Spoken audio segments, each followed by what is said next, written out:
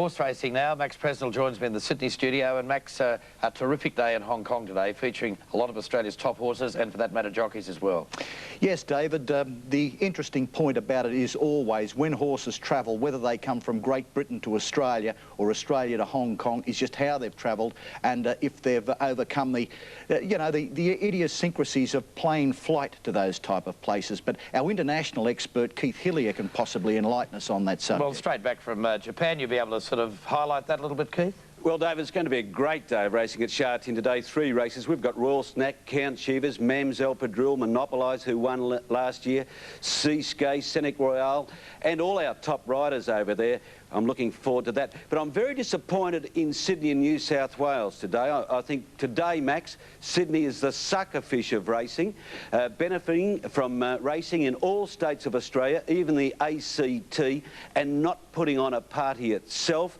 They will reap the benefits. Your tab and your racing will profit from racing elsewhere without doing a darn thing, and I think that's pretty poor. Well, it is, Keith. You see, it's pretty poor because to get more Sunday meetings, we've got to go to Parliament. And to get anything to go through Parliament swiftly in this state, well, put it this way, we haven't got Jeff Kenneth. We'll take up our slogan, we're on the move, Max. Yeah, good on you, Keith. Yeah, well, midweek racing was terrific at Hawkesbury. 8,000 people for the Hawkesbury Gold Cup. And what a week it's been for the veteran trainers. Yes, well, Colin Harwood won his second Hawkesbury Cup with Magic Road. But the incredible part about this Wyong trainer, he's won 3 out of the last 4. The one he missed, he didn't have an entrant in. And that's quite remarkable because the Hawkesbury Cup is a strong race. Group 3 status this year, takes a bit of winning. And for a bloke with only a small team, he's got, I think, 6 horses in work at present. It's a rather remarkable feat. OK, let's go back. Hawkesbury Thursday for the Gold Cup. Side further back, Kidman's Cove, followed by Faience, who's in the middle. On the rails, Profit Taker, then Stony Bay. A rather sprint by who's wide from Persian Flyer, Pragmatism and Classy Fella. On the home turn, 450 to go. In the Panthers, Hawkesbury Gold Cup and Magic Road. Looking for back-to-back victories in this Group 3 event. Leads by 3/4. Second, Headstrong. Bold Chief is pulling out 3 wide. Stony Bay under pressure. Faience comes to the outside. Very wide, Persian Flyer, sprint by. It's Magic Road in front. Tackled in earnest by Headstrong. Still Magic Road defying them from Headstrong. Bold Chief can't reach them. Magic Road is hanging on. Headstrong can't get up to it. What a sensational training performance and a great effort by this horse. 2 Hawkesbury Cups in a row to Magic Road.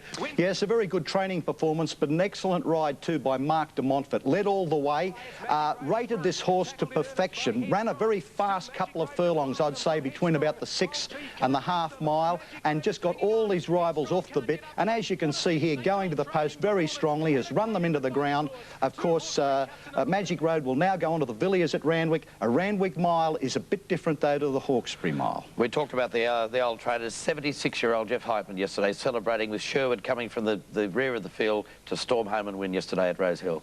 Yes, well, one point about old trainers, I don't think a bit of vintage takes the edge off a trainer. We know that with George Hanlon, and as you said, yesterday's feat was quite remarkable too. Victoria Peak, Max, didn't handle the track yesterday? Victoria Peak, I just don't think handles really being a consistent racehorse, but the stewards questioned the riding tactics, was up a little closer than anticipated, but I don't think it made any difference. We've got this thing in Sydney today, which, you know, gets on my nerves a bit, Keith, that the jockeys, any change of riding in tactics, you got to tell the stewards beforehand. How can you tell the stewards how you're going to run a race? Like horses sometimes jump, they go quick. The jockey's not really in control, but what he's got to do is adapt to the circumstances. The stewards don't seem to get that message. OK, yesterday, the Festival Handicap Race 7 at Rose Hill. Okie Boy, a length end to Restive, followed by Tripping and Alert Me, and the last couple, Little Lucifer and Sherwood. They're bunching up tightly as they come to the turn, 500 metres out. Rich Auntie goes through to lead about a neck on Wave a Tree. Victoria Park is going up 3 deep and 4 deep in the red sleeves. Red Cap is Alert Me. On the fence, Renoki Boy, followed by Restive, and widest of all, Little Lucifer. Heads a turn for home. And it's Wave a Tree and Rich Auntie. They're together coming to the 300 mark. Victoria Park wider out with Alert Me and Sherwood. They're right across the track at the 200 mark. Wave a Tree again has the head in front of Rich Auntie, but Sherwood's the danger. Sherwood on the outside is coming home right over the top of them. Rich Auntie fighting back, but Sherwood wide out did best and beat Rich Auntie. You'll note the different riding tactics too on Wave a Tree, who normally gets back but raced outside the leader.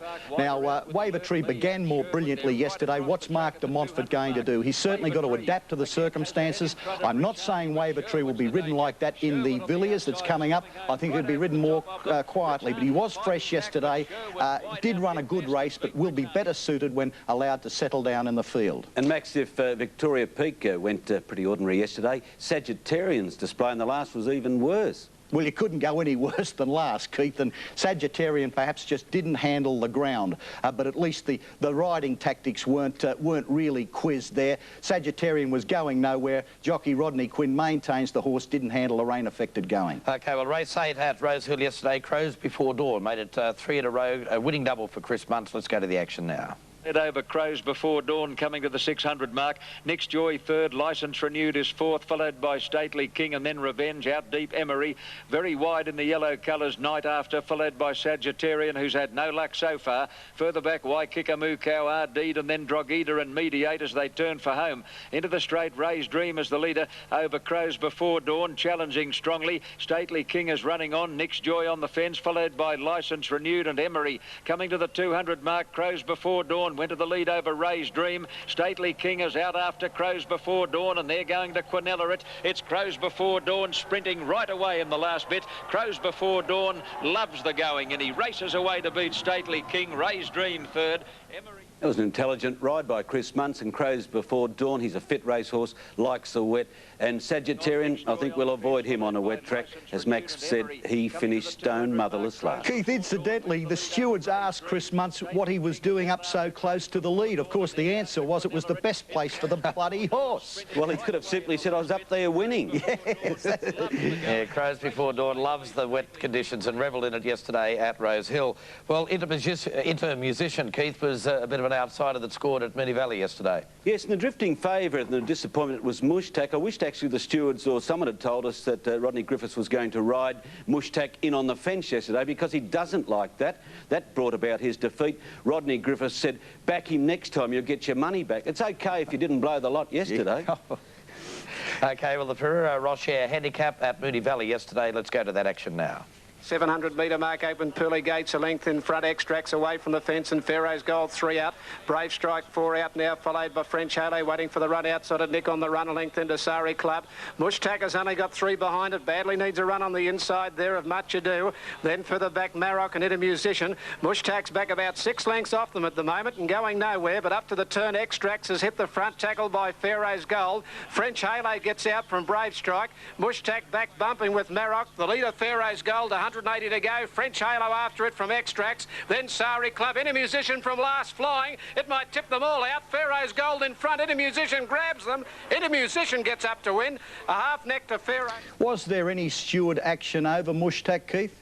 Well, they asked Rodney Griffiths to explain the disappointing run, Max, and he said that the horse probably didn't race inside horses. He probably made that mistake. But I really think no one's riding better than Rodney at present in our state, but he made a blue himself yesterday by going there. I think he should have known that before the race. Yeah, well, that can happen. We're all guilty of errors in judgment, and that was one of Griffiths' rare errors in judgment, obviously. OK. Anxiously looking at that little black book of yours, Max. Waver Tree go in there for the Villiers? Yeah, I think Waver Tree was a little bit fresh yesterday. I think he'll be a fitter horse for the Villiers. Stately King can be placed in welter company, and Pharaoh's Gold, the stable mate of Mushtak, I think can be followed. Certainly won't make the annals of the all-time great, but could win before Christmas. And his success predicted at Hong Kong today for the Australians, Keith? I think we're going to be competitive in all races. Damien Oliver and David Hayes, they're running third respectively on each of the premiership tables over there. Looking forward to all those races. And I suggest that the club should bill Sydney today for 1.5% of turnover for them participating in a non-event day on other people's events. I'm annoyed about it. Well, Keith, send the bill to Bob Carr, the Premier. Nearly as offensive as the MCG crowd booing Brian Lara, isn't it? Well, you're an offensive lot down there. Keith and Max, thanks for joining us. We'll take a break. More of Sports World in just a moment. And Norm's daughter are back again to defend their title. Just being here is a miracle in itself.